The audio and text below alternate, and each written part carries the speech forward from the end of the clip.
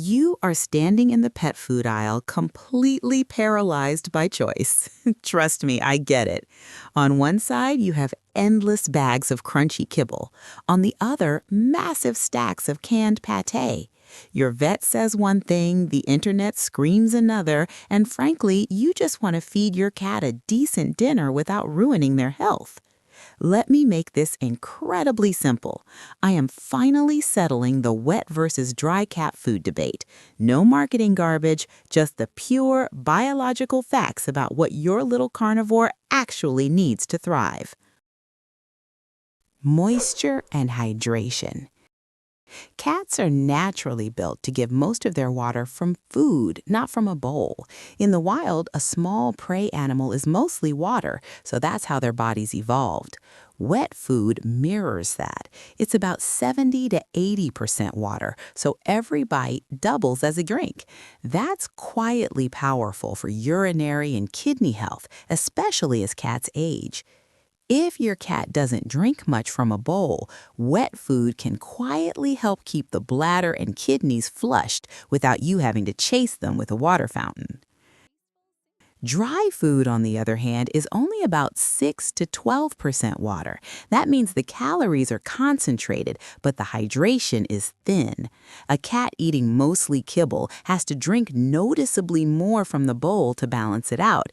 Many cats don't, so chronic mild dehydration can become a quiet problem over time. If your cat is already drinking plenty, living indoors, and healthy, dry food can still work. If they're older, overweight, or already prone to urinary issues, relying only on kibble is a bigger gamble than many people realize. Protein, fat, and what cats actually need. Cats are obligate carnivores. That's not marketing language. It means their bodies are wired to run on meat. They need highly digestible animal protein, specific amino acids like taurine, and they don't thrive on a diet heavy in plant-based carbs. Wet food usually leans into that reality. It tends to be higher in animal protein and fat, lower in carbohydrates, and closer to the proportions a cat would naturally eat. Dry food often has to include more plant material and starch, both to hold the kibble together and to keep the cost down. That doesn't mean all dry food is junk, but it does mean the diet can shift toward being carb-heavy relative to what a cat's system is designed for. If you're feeding a high-meat, low-carb dry food from a reputable brand, it can be fine. If you're using a cheap, high-grain kibble 3 times a day, you're not really feeding a carnivore. You're feeding a small animal that happens to have fur. Dental health and the kibble myth. There's a common belief that dry food cleans cats' teeth. It's half true, half marketing. Crunchy kibble can help scrape a little plaque off the front of the teeth, but it's not doing deep cleaning. Most dental disease happens below the gum line where kibble never touches. In that sense, dry food is more of a mild, partial scrub, not a dental care routine. Wet food, being soft, doesn't scrub at all. If a cat eats only wet food and never gets any dental support, plaque and tartar can build up faster. But the real issue isn't just the food type, it's the whole picture. A cat that eats kibble happily but never has its teeth checked can still end up with rotten gums and broken teeth. So whether you're using wet or dry, the smarter move is to pair it with real dental care, brushing, gels, or professional cleanings rather than assuming the food alone will do the job. Weight, calories, and how hunger works. Cats are finicky, but they're also good at overeating if the food is easy and always available. Dry food is calorie-dense because it's mostly dry matter.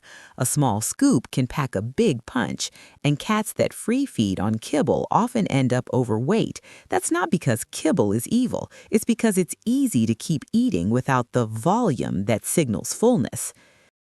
Wet food, by contrast, is heavier and less calorie-dense per gram. A can feel like a full meal, even if it's actually lowering calories than a similar-sized bowl of kibble.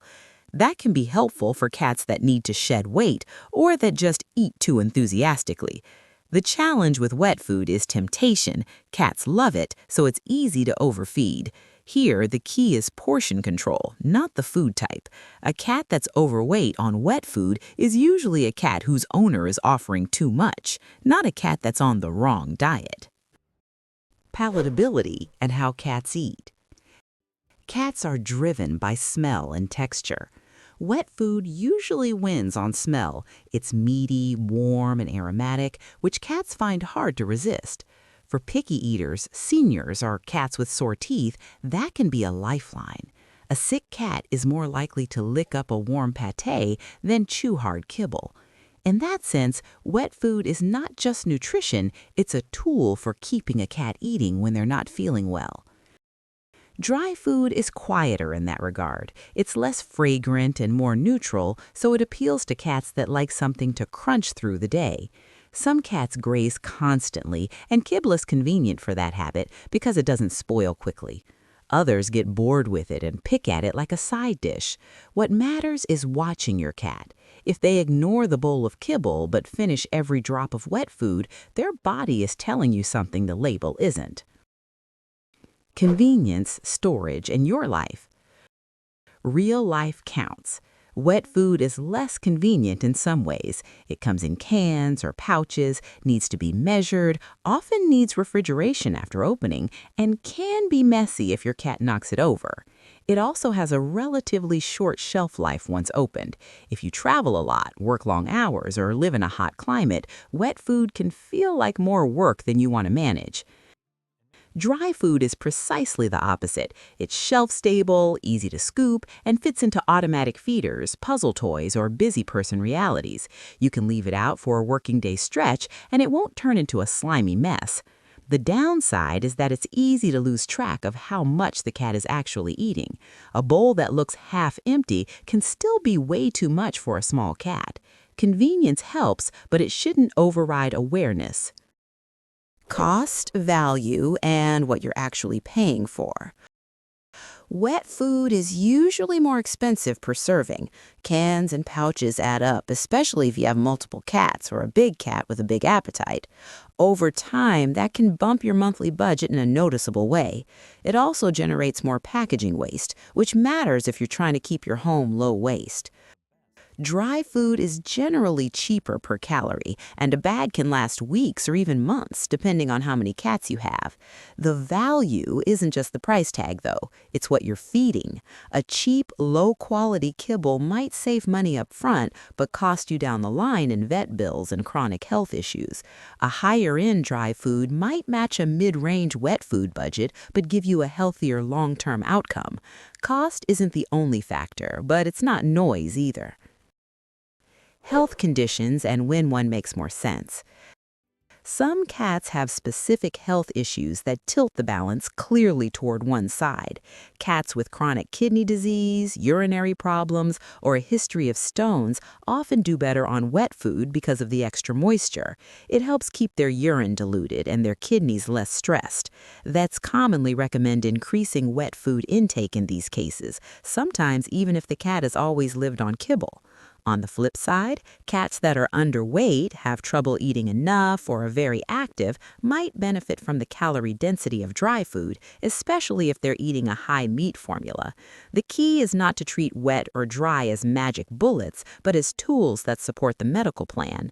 Even in a medical situation, a mix of both can be perfectly reasonable if your vet agrees. A practical middle path. Most cats don't live at extremes. They don't eat only wet or only dry. They eat a mix. That's usually the smartest approach. Some wet food for hydration and palatability, some dry food for convenience and dental nibbling. A common pattern is wet in the morning and evening, a smaller bowl of dry during the day, or vice versa, depending on the cat's preference. The goal isn't to optimize every percentage point on the label. It's to keep your cat hydrated, at a healthy weight, and eating consistently. If you're worried about costs, you can lean more on dry food and use wet as a treat or supplement. If your cat is older, diabetic, or has kidney issues, you might lean more on wet and use dry sparingly.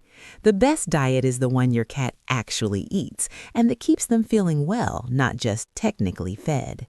If you tell me how old your cat is, their weight, and whether they've had any health issues like urinary problems or obesity, I can sketch out a simple mix of wet and dry that would fit your specific situation.